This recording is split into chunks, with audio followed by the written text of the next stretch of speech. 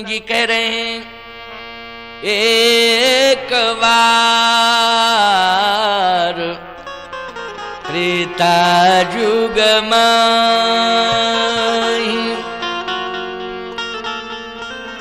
शंभु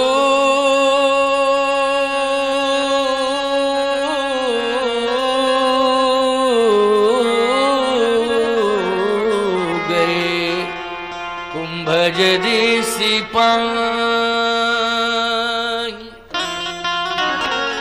शंभु गए कुंभज ऋषि पाही। अच्छा बोलो भाई, सती में परिवर्तन आ जावे, सुधार आ जावे, विचारों में परिवर्तन आ जावे, इसके लिए शंकर जी सती जी को कहां ले गए? बोलो, सत्संग में ले गए। जबकि उनसे अच्छा वक्ता कोई है विश्व की धरती पर? शंकर जी से अच्छा वक्ता बता दो जरा। उन्हीं की कृपा से तो हम कथा कह रहे हैं, सब कह रहे हैं कथा, जितने भी वक्ता विद्वान हैं सब। भगवान शिव की कृपा से संस्कृति और संस्कृत दोनों का जन्म हुआ। संस्कृत और संस्कृति शिव जी की कृपा से। उनसे बड़ा विद्वान कोई है ही नहीं, संसार में कोई नहीं उनसे बड़ा विद्वान। अब इतना एक बात और बतावें आपको, प्रधानमंत्री पूरे देश पर दबाव बना सकता है, बना सकता है, वो बनाता ही है। लेकिन भैया मैं बहुत ज्यादा तो नहीं कह पाऊंगा, क्योंकि वर्तमान के प्रधानमंत्री के साथ ये स्थिति नहीं जुड़ी है, हालात नहीं जुड़े हैं। वो तो अपनी पत्नी को अपने पास रखते ही नहीं है। लेकिन एक उदाहरण दे रहा हूं, पत्नी के ऊपर कितना दबाव बना पाता है प्रधानमंत्री, ये मैं नहीं कह सकता। एक पहलवान का अनुभव है, वो प्रदेश चैंपियन हो गया था, उत्तर प्रदेश का पहलवान था वो, प्रदेश चैंपियन। एक दिन मेरे पास आया रोते हुए, लखनऊ में मेरी कथा हो रही थी, थोड़ा थोड़ा पहले से ही परिचित था। उसको पता चला स्वामी जी आए हैं, लखनऊ में आया, रोने लगा। मैंने कहा तू तो पहलवान है, क्यों रो रहा है, क्या रुपया पैसा चला गया? बोले नहीं महाराज। तो तेरी पहलवानी? कहे महाराज मैं तो प्रदेश चैंपियन हो गया हूं, सरकार के द्वारा सम्मानित हूं। अच्छा तो बड़ा बलवान है तू। कहे महाराज मैंने पूरे प्रदेश के वीरों को हरा दिया, लेकिन हारा हूं तो अपनी पत्नी से हारा हूं, अपनी पत्नी से हारा हूं। समझ रहे हो बात को? यहां बल की बात नहीं है, यहां विचारों की बात है। वो पत्नी के बल से नहीं हारा है, पत्नी के विचारों से हारा है। किससे हारा है? विचारों से हारा है। कहने का तात्पर्य मेरा यह है, देवादिदेव महादेव भगवान शंकर, इनसे बड़ा कथावाचक कोई दूसरा नहीं है। लेकिन चूंकि धर्म पत्नी के रूप में सती हैं, इसलिए सोच रहे हैं कि मेरी बात का असर नहीं पड़ रहा है, चलो इसे सत्संग में ले जाएं, शायद किसी संत की वाणी का प्रभाव पड़ जाए इसके ऊपर। इतना प्रयास करेंगे हम कि इसको साथ ले जाएंगे। तो सती जी को साथ ले गए थे ना? कहां ले गए थे? कुंभज ऋषि के आश्रम में। और वहां यज्ञ नहीं हो रहा था, वहां केवल सत्संग हो रहा था, सत्संग हो रहा था। और सती को साथ ले गए। चलो कहां महाराज?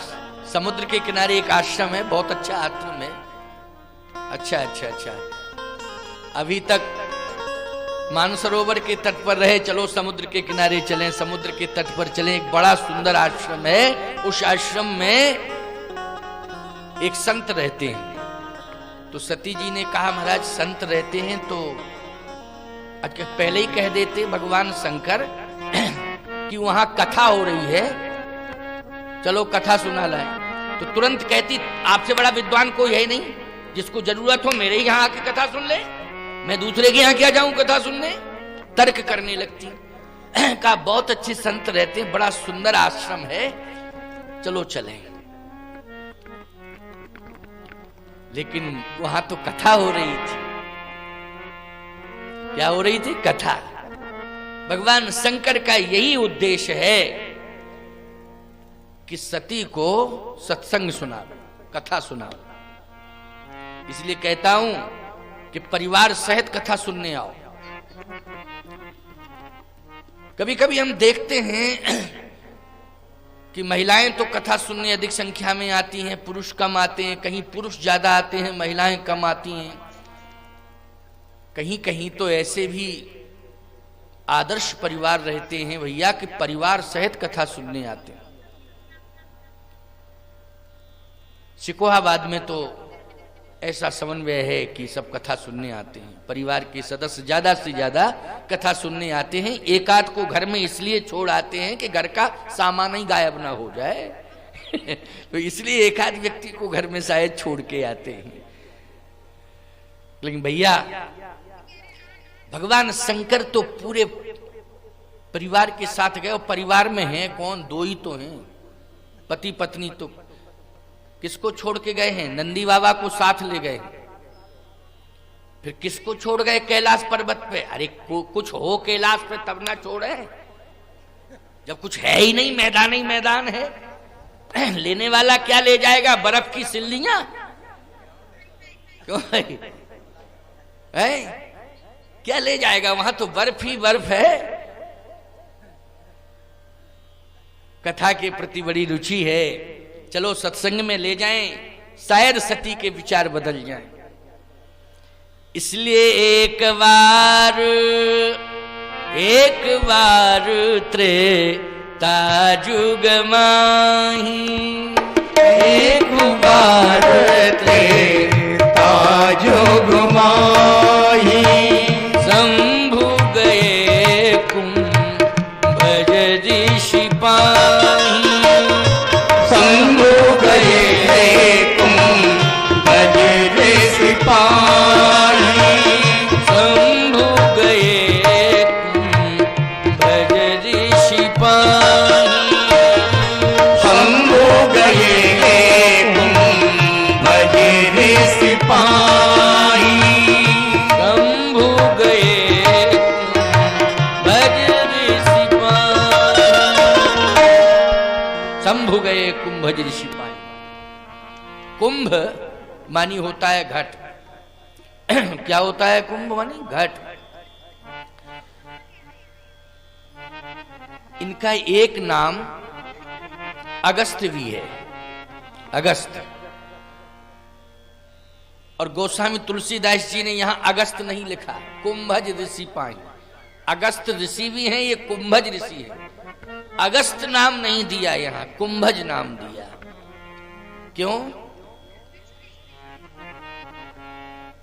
कथा में आप श्रद्धा लेके जाएं।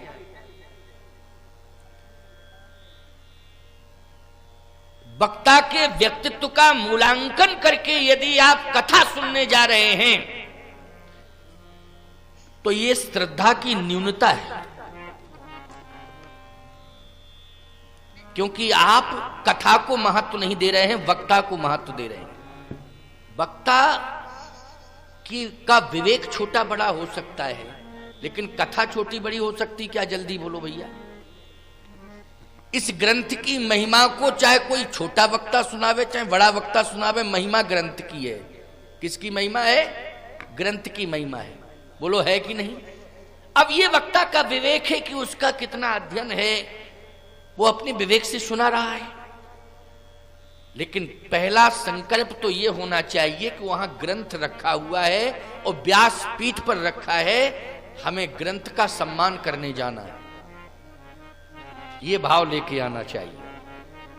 आना चाहिए कि नहीं? क्योंकि व्यास पीठ पर विराजित ग्रंथ एक दुकान में मूर्ति रखी है, अलग महिमा है उसकी, लेकिन मंदिर में मूर्ति प्रतिष्ठापित हो गई, ये महिमा अलग है। बोलो है कि नहीं? ये व्यास पीठ पर ग्रंथ स्थापित हो चुका है, इसलिए महिमा और बढ़ गई है कि नहीं? घर घर में रामायण रखी है, वैसे यही रामायण तो तुम्हारे घर में भी है, यही तुलसीकृत रामायण है, गीता प्रेस गोरखपुर के द्वारा रचित रामचरितमानस ग्रंथ ही सबके यहां रखा है कि नहीं? लेकिन जो घर में रामायण रखी है और जो व्यासपीठ पर रामायण रखी है, बोलो अंतर पाया जाएगा श्रद्धा में कि नहीं पाया जाएगा? एक बुक स्टॉल पर आप जाओगे, वहां भी रामायण रखी है ना, रामायण वही है, लेकिन यहां स्थापना हो चुकी है। क्या हो चुकी है? स्थापना हो गई है, तो ग्रंथ की और महिमा बढ़ गई है। अभी हम सड़क पर मिल जाएं अलग बात है, लेकिन व्यासपीठ पर बैठे मिल जाएं अलग बात है। बोलो है अलग बात की नहीं?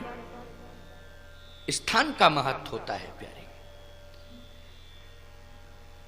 संकेत यह है कि कथा हो रही है, परंतु कुंभज कह रहे हैं।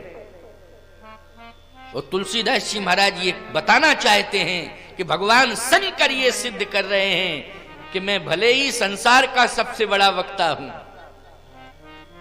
लेकिन प्यारे चाहे कोई कितना ही बड़ा मर्मज्ञ क्यों ना हो जाए, लेकिन कथा अगर कुंभज मानी छोटा, घड़े का स्वरूप छोटा ही होता है कि नहीं? ज्यादा बड़ा करोगे तो बाल्टी 2 बाल्टी पानी तक जो है ले जाओगे उसमें, और बहुत ही ज्यादा बड़ा हो जाए तो फिर घड़ा नहीं होगा, वो फिर तो टंकी हो जाएगी। क्योंकि घड़े की एक स्थिति होती है, ऐसा थोड़ी कि तुम उसमें 1000 लीटर पानी भर दो घड़े में, है? फिर तो टंकी ना बन जाएगी। घड़े का आकार होता है, उस आकार की भी एक सीमा होती है कि नहीं होती है? उसमें भी छोटा बड़ा घड़ा होता है, लेकिन फिर भी एक सीमा हो जाती है। लेकिन समुद्र की कोई सीमा नहीं होती है, घड़े की सीमा है। घड़े में जल भर दिया जाए, सीमा आ जाएगी जल में, लेकिन समुद्र में जल पहुंच जाए तो उसकी कोई सीमा नहीं रहेगी। घड़े में यदि जल आ जाए तो वो जल सीमा में आबद्ध हो जाएगा, बंध जाएगा सीमा में कि नहीं? और यदि वही जल समुद्र में पहुंच जाए तो फिर उसकी कोई सीमा नहीं होगी। तो नियम तो यह है कि घड़ा समुद्र के पास जाता है, लेकिन आज समुद्र जो है घड़े के पास जा रहा है कि नहीं? आप कहो महाराज समुद्र के पास जा रहा है, क्योंकि समुद्र के किनारे ही तो अगस्त जी रहते हैं। कुंभज जी कहाँ रहते हैं? समुद्र के किनारे आश्रम है उनका, दक्षिण भारत में। अभी पिछले कोरोना के विगत 2 वर्ष 3 वर्ष पहले, कोरोना के पहले मेरी कथा रामेश्वरम में हुई थी, तो उसी क्षेत्र में अगस्त जी का, कुंभज जी का आश्रम आता है, समुद्र के किनारे है। तो किसी ने कहा कि समुद्र, अगर भगवान शंकर ज्ञान के समुद्र हैं तो समुद्र के तट पर ही तो आश्रम है, आखिर समुद्र के पास जा रहा है? का नहीं, समुद्र से मिलने नहीं जा रहे हैं, समुद्र का जल लेने नहीं जा रहे हैं, वो तो कुंभज से कथा सुनने जा रहे हैं कि नहीं? इसका मतलब यह है कि भगवान शंकर ज्ञान के समुद्र हैं और कुंभज जो है ज्ञान के घट हैं। क्या है? ज्ञान घट, सीमित ज्ञान, और शंकर जी के पास असीमित ज्ञान, और कुंभज के पास सीमित ज्ञान। अच्छा, सही बात है। वैसे भी सोचो आप, भले ही वो ऋषि मुनि महात्मा हैं, तपस्वी हैं, लेकिन शिव जी कितना ज्ञान हो सकता है क्या किसी को? नहीं। परंतु कथा सुनने जा रहे हैं। सत्संग की बड़ी महिमा है।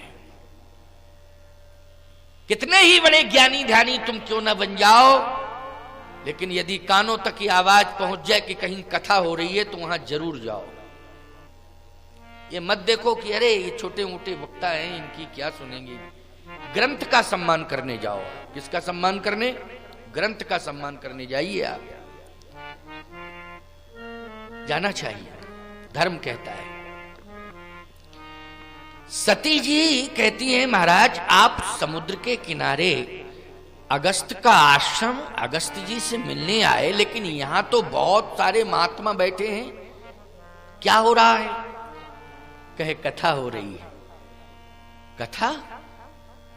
तो आप मिलने आए हैं कि कथा सुनने आए हैं? भगवान शंकर ने कहा कि कथा सुनने भी आए हैं और मिलने भी आए हैं। कहे ये क्या कथा सुनाएंगे आपको? आपसे बड़ा वक्ता तो कोई है ही नहीं। भगवान शंकर ने कहा सती अगर तुम मन से कथा सुन लोगी तो ये भेद ही मिट जाएगा कि कौन बड़ा है कौन छोटा है। ये भेद ही समाप्त हो जाएगा अगर मन से कथा सुन लोगी तो। कथा सुनो तो।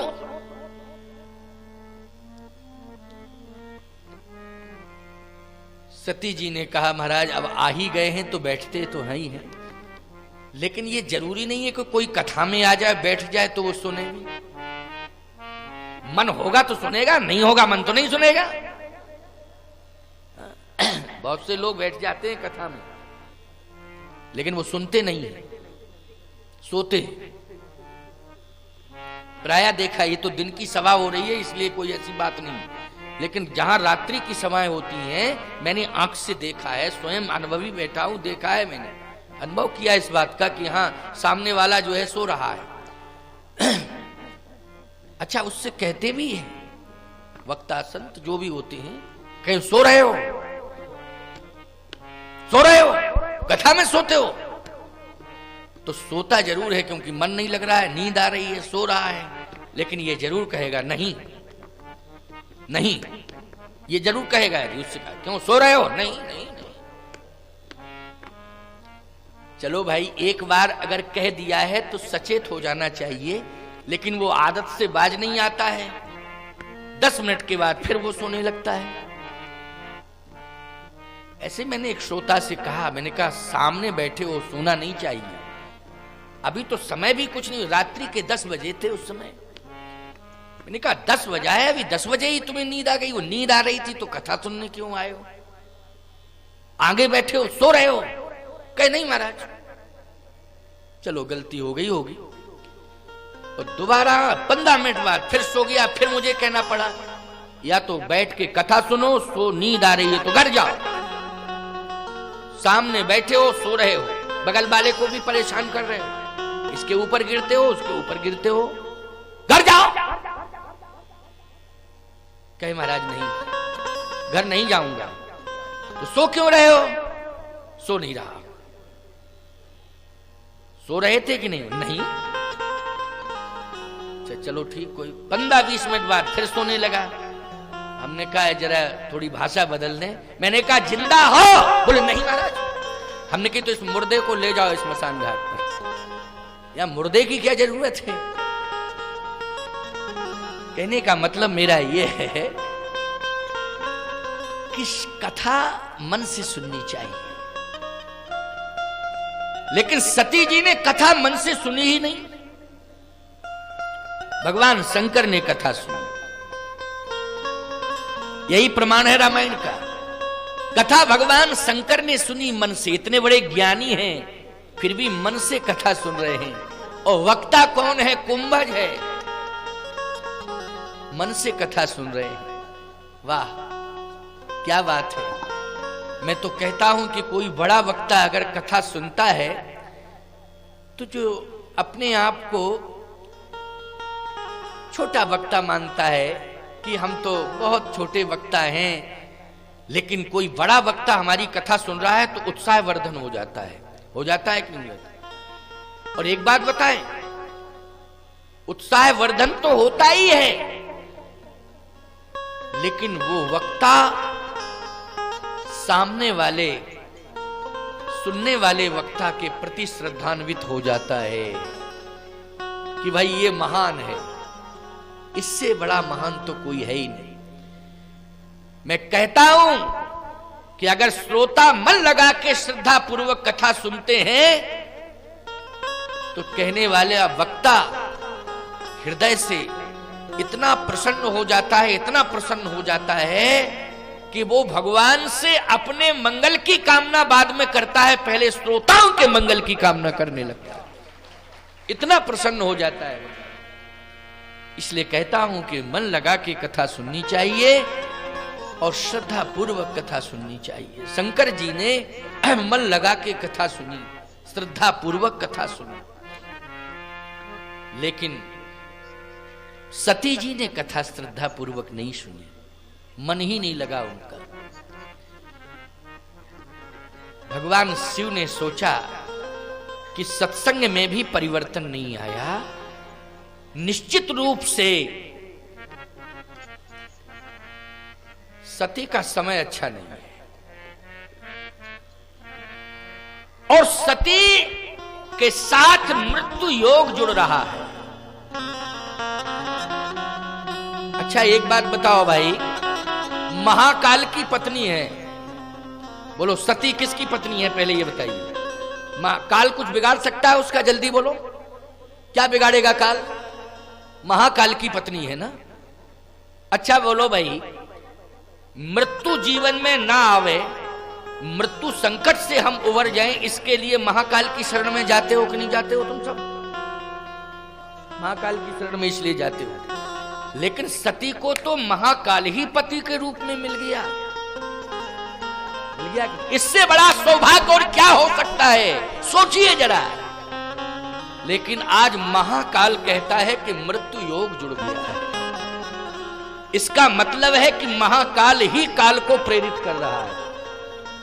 बोलो महाकाल किसको प्रेरित कर रहा है? काल को प्रेरित कर रहा है। भैया महाकाल को अगर प्रसन्न करना है तो श्रद्धा पूर्वक मन लगाकर कथा सुननी पड़ेगी, तभी महाकाल प्रसन्न होगा। ये महाकाल की प्रसन्नता का प्रमाण दे रहा हूं। अगर सती मन लगा के कथा सुननी होती तो महाकाल प्रसन्न हो जाता कि नहीं हो जाता? लेकिन आज महाकाल अप्रसन्न हो गया, कहा अब तो मृत्यु योग आ गया, अब ये सती ज्यादा दिन की नहीं है, अब तो इसे मुझसे दूर होना पड़ेगा, सदा सदा के लिए दूर होना पड़ेगा। काल को प्रेरित कर दिया।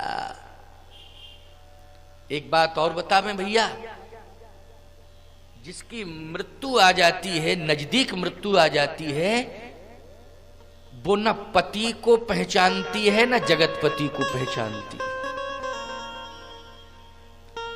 अच्छा महिलाओं की बात नहीं, पुरुषों के साथ भी यही भाव है। जिसके जीवन में मृत्यु योग आ जाता है वो पिता और परमपिता दोनों को ही भूल जाता है। भूल जाता है कि नहीं? वो किसी को नहीं पहचानता है। रावण के साथ यही हुआ था। अभी प्रतापवान की भी कथा हम सुनाएंगे थोड़ी देर में आपको, क्योंकि अभी प्रसंग तो बहुत सारे रह गए हैं, लेकिन मन में एक विचार आया, इसलिए थोड़ा सा सत्संग चल ही रहा है, सत्संग की महिमा को लेकर के, और सती जी का थोड़ा सा प्रसंग भी छूट गया था, इसलिए मैंने कहा थोड़ा स्मरण दिला दूं। कथा के क्रम में अगर कथा हो रही है और सती का नाम ना लिया जाए तो कथा अधूरी है, क्योंकि सती जी का नाम तो लेना ही पड़ेगा। और कहना भी चाहिए, भले थोड़े ही रूप में कहो, कोई ज्यादा विस्तार की जरूरत नहीं है, लेकिन फिर भी कहना ही चाहिए। भगवान शंकर ने कहा कि सती अब ज्यादा दिन की नहीं है, क्योंकि कथा के प्रति भी प्रेम नहीं है, राम कथा में श्रद्धा नहीं है। इसका मतलब है कि राम कथा में श्रद्धा नहीं है तो राम के प्रति भी इनकी श्रद्धा नहीं है। और राम मेरा ईश्वर है, राम मेरा परमात्मा है, राम मेरी आत्मा है, राम ही मेरा परमात्मा है, राम मेरा आराध्य है। और जो राम कथा को नहीं सुन सकता है वो मेरे राम से क्या प्रेम करेगा। और सत्य यही है कि न राम कथा के प्रति समर्पण है और न राम के प्रति समर्पण है। इसलिए गोस्वामी जी कहते हैं राम कथा मुनिवर बखानी,